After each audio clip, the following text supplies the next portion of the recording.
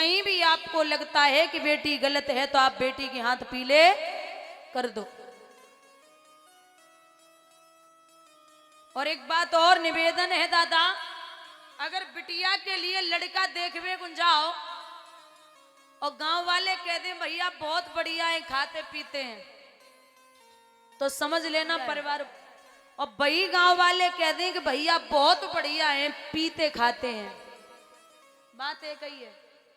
बात एक ही है। अगर खाते पीते तो परिवार अच्छा है, और ठीक उल्टा बोल दें कि पीते खाते तो समझ लेना पीने वाले मिल गए। बोलिए गोविंद भगवान की।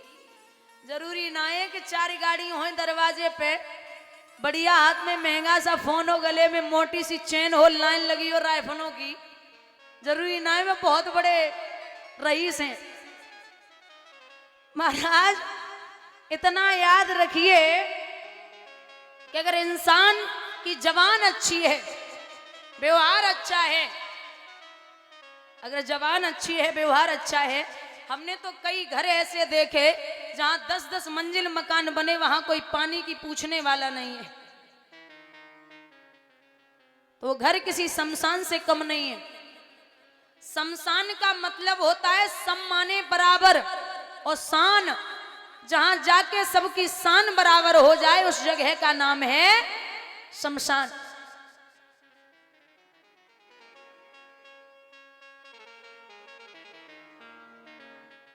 आप अगर अच्छे हैं तो आपके अगर सर दर्द भी हो जाए ना, तो लाखों लोग आपके दरवाजे पर आपको तैयार मिलेंगे। बोलचाल अगर अच्छी है। कृष्ण की भक्त है रुक्मिणी, आपस में सखियां बातें कर रही। एक बोली ओरी दीदी कल हमारे पति लेवे को आए रे, हम चली जे। दूसरी बोली हमारे आए रे, हम चली जे। तो रुक्मिणी झंझलाए के बोली अरे वाली काय को पति पति चिल्लाए रही है? अरे जे शादी विवाह की बातें घर पे करे। तो एक सहेली बोली सुनो, तेरो बबुला कहा भिखारी है जो तू कुंवारी है, तेरो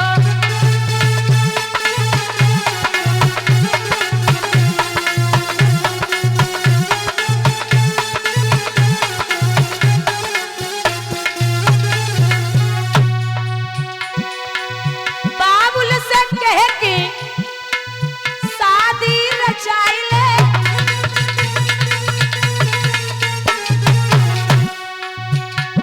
भैया तेरी अवकाय उमरिया बारी है जो तुम्हारी है।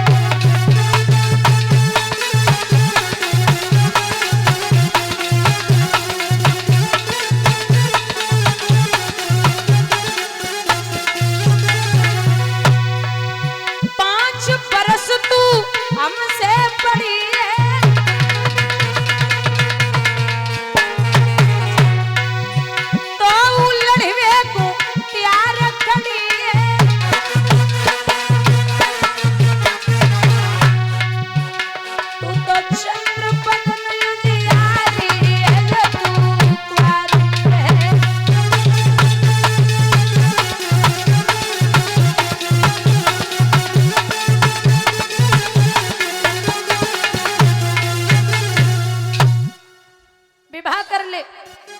रुक्मिणी घर पे आई।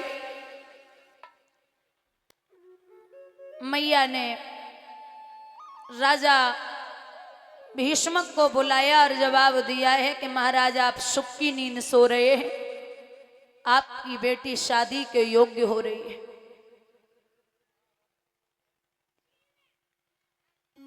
जब समझाया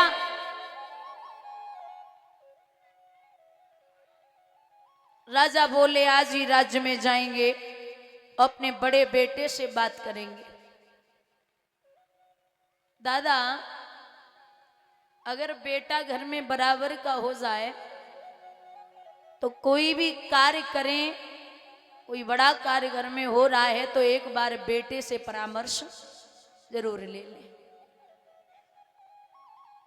माँ बाप ही ऐसे हैं। मैंने जब दूसरे दिन भी बताया था कि माँ जो होती है वो जब भी बच्चे को उठाएगी तो कमर पे बिठाती है। माँ कमर पे बिठाती और कहती है कि जहां तक मैं देख सकती हूं वहां तक तू भी देखे। और जब बाप अपने बेटे को उठाएगा तो कहां बिठाएगा? कंधे पे। बाप का इशारा होता है जहां तक मैं नहीं देख सकता वहां तक तू देखे। राजा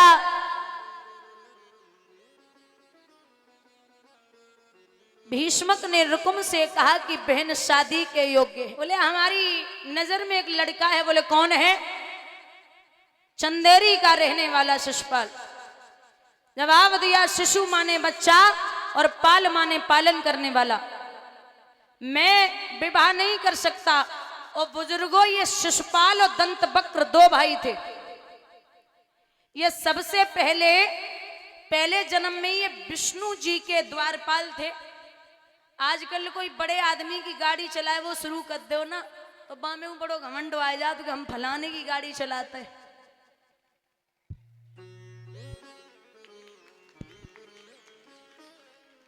अब जहां विष्णु के अवतारी, जहां स्वयं विष्णु के द्वारपाल उनके दरवाजे पर खड़े हों तो बताइए उनमें कितना घमंड होगा। सप्तऋषि पहुंचे। बोले हटाओ मुझे विष्णु जी से मिलना है। द्वारपाल बोले ऐसे कैसे मिलोगे, मैं यहाँ का दरबारी हूं। सप्तऋषियों ने 5 बार बोला। फिर कई तक विद्वान कहते 3 बार बोला, लेकिन मना कर दिया तीनों बार। जब 3 बार मना किया तो जवाब दिया है जाओ तुम 3 जन्मों तक राक्षसी योनि भोगोगे।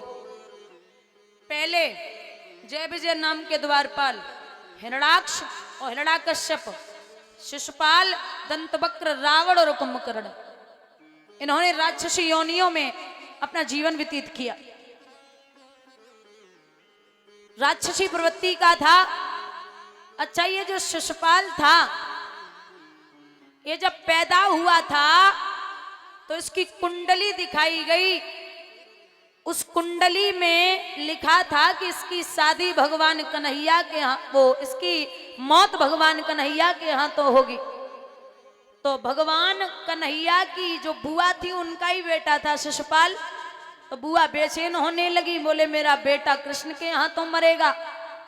भगवान बोले बुआ आप चिंता ना करो, मैं आपसे वादा करता हूं शिशुपाल अगर 100 गालियां देगा तब भी मैं इस पे हाथ नहीं उठाऊंगा। 100 गालियां। बताइए वो कृष्ण है। कलयुग में आप किसी को 1 गाली दे के दिखा दो। महाराज जो 100 गालियां सुनकर के भी मौन रहे उसे हम कृष्ण कहते हैं। और जिसके हाथ में सुदर्शन चक्र हो और होठों पे बंसी रखता हो, जिसके मारने के लिए किसी को देर न करे, जब चक्र हाथ में है और मारने में देरी न करे तब भी लोगों को खड़ा खड़ा समझा देता है, अर्जुन को उपदेश दे रहा है, उसे हम कृष्ण कहते हैं। जिसकी पूरी दुनिया दीवानी हो, जो द्वारिकाधीश हो, जो संसार का पालक हो, उसके मित्र सुदामा हो, उसे हम कृष्ण कहते हैं। शिशुपाल का नाम लिया, मना कर दिया।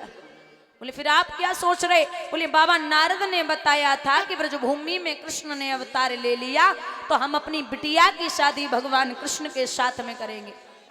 शिशुपाल की बात के लिए मना किया। रुकुम बोले मेरे सामने अरे बबुला वो ये चालें नहीं चल पाएंगी, जो ये शादी पक्की होगी तो तलवारें चल जाएंगी। ये शादी नहीं हो सकती। कहां पला बड़ा, कहां रहा जाके, कैसे संगति में रहा, बता भी है। बेचैन है। रुक्मणी ने सुना कि मेरे पिता की सामने भाइयों के, मेरे पिता की नहीं चल रही भाइयों के सामने, तो भगवान को याद करके बोली अरे ओ मोहन, हमने तुमको दिल दिया था, आज माने के लिए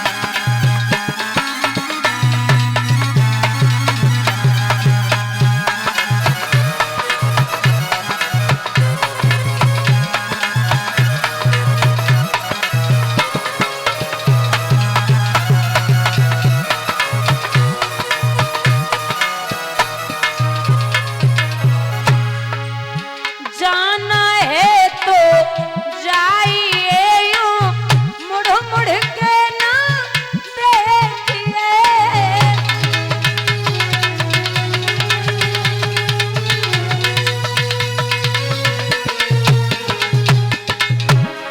माधव हम भी कोई